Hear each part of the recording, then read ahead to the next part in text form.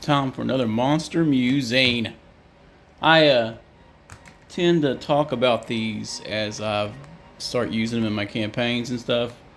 When I think about the creatures involved a little more or whatever. I had a plan, threw the plan away.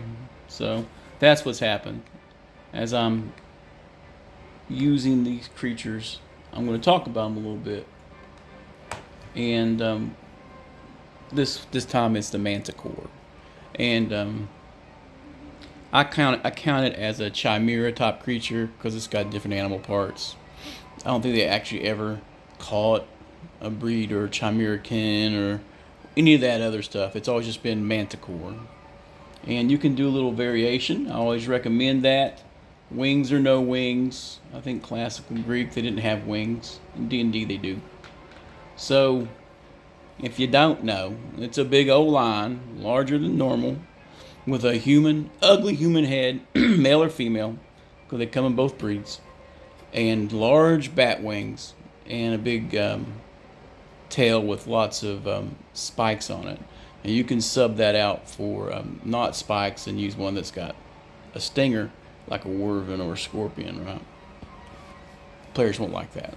They don't like that, say, versus poison. I typically use the one with the tail spikes. Range is about 180 feet, 180 yards with the tail spikes, and it can do 4 volleys of 6. That's 6 attacks at range for one creature. So if you're fighting a mated pair, that could very well be 12 of them just. And where it's a 6+3 hit die creature, it attacks at 7 hit die. So that's going to hit hard. It's going to hit a lot. And my current players have been really lucky in their encounter, but we left it on a cliffhanger where they're fighting it. But I'm going to talk about their tactics. Because a lot of people are going to play them as dumb animals. They're not. They're intelligent.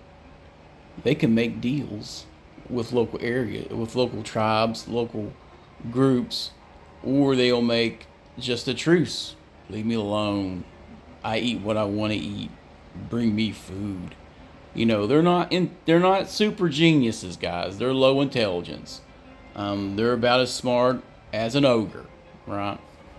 So think of an ogre if he could fly around and sling out his tail spikes at stuff. And so that's what they're going to do. They're going to use their advantage. So when they encounter something and they can get to the air, they're going to go in the air and just whoosh, whoosh, whoosh, until they're out. Then they land and eat. And as a predator, it will be attracted to things that make a predator thing. So you could possibly distract it with food and as you flee and stuff. Problem is, it prefers man flesh. It prefers human flesh. So if you're running and you got people standing around, it'll go after the guy standing around because easy meal. I don't feel like chasing them. You know, like I said, it's right next to its lair or whatever. Or if it's not ranging afar, it may not be as much into it. Once they land in melee, I don't think they're as mean. Their claws are weak, and their bite is not really super bad.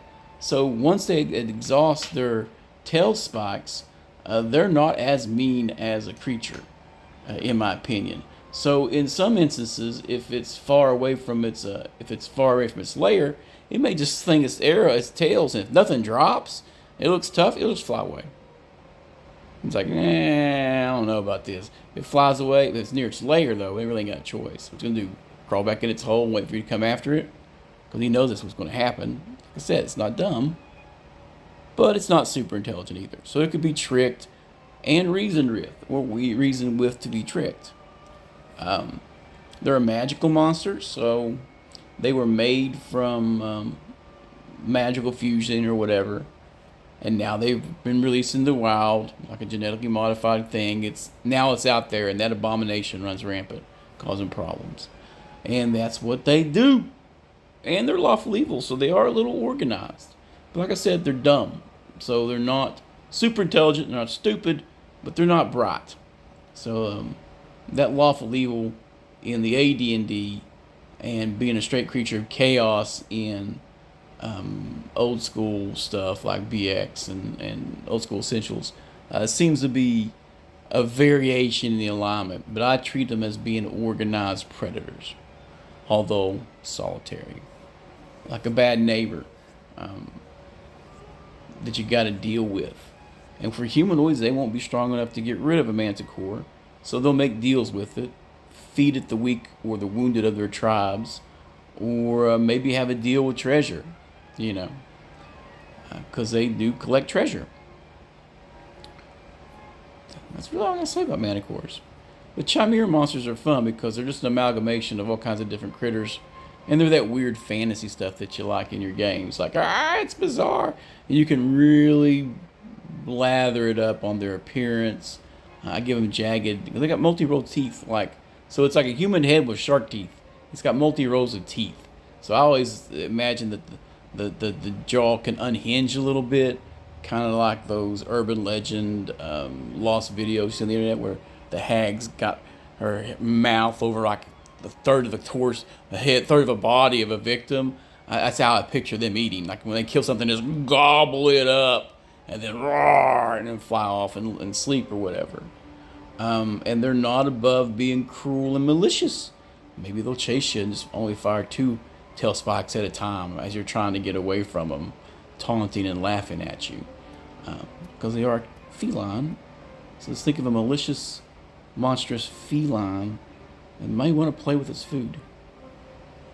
Then it gets creepier because if you got lower level parties, and they're in that mid level range where they're a strong challenge for an average 3rd to 4th level party. They're still a challenge for 5th to 6th level party if the situation's right. And higher level, they got a lot of beef hit points. So if there's more than 1 or 2 of them, it's a tough fight. But if it's just one, it'll be you may get lucky, and if it pops up and just puts all its tail spikes into one lone character, that person could go down in a volley of 6d6. It's like and down they go. Now the tail spikes regrow 2 a day.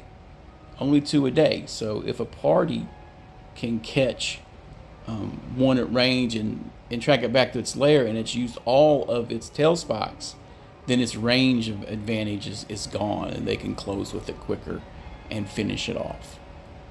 But manticores, are those a classic beast that you guys like playing with? They mean it's right on the front of the old classic monster manual, so you know what's at the back.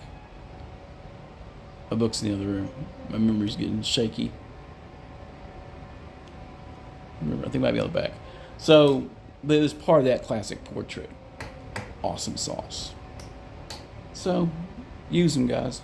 I think they've been on a couple covers for some old BX modules, and they are kind of fearsome. And I noticed that I use them infrequently, but when I do, it always ends up being an interesting fight. And this last fight, it's used its aerial advantage to the max, and now the party is hiding behind their horses as for cover. So we're going to probably have a bunch of guys on foot after this encounter. But I'm going to wait till Monday to see how it shakes out. No, Tuesday. I moved my game to Tuesday this next week because of Memorial Day. Thought I'd throw this out here before I got on the road. I'm going to go down the hills. But anyway, game well, game off, guys. You have a good